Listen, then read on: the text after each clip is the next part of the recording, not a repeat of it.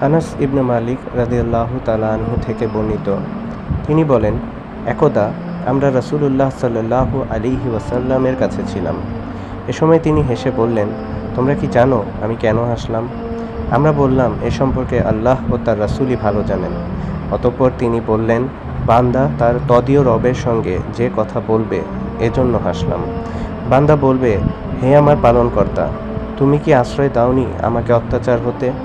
রাসূলুল্লাহ সাল্লাল্লাহু আলাইহি ওয়াসাল্লাম বলেন, আল্লাহ তাআলা বলবেন, হ্যাঁ, আমি কারো প্রতি অত্যাচার করি না। এরপর বান্দা বলবে, আমি আমার ব্যাপারে স্বীয় সাক্ষ্য ছাড়া অন্য কারো সাক্ষী হওয়াকে বৈধ মনে করি না। তখন মহান আল্লাহ বলবেন, আজ তুমি নিজেই তোমার সাক্ষী হওয়ার জন্য যথেষ্ট এবং সম্মানিত কিরামান কাতিবিন যথেষ্ট।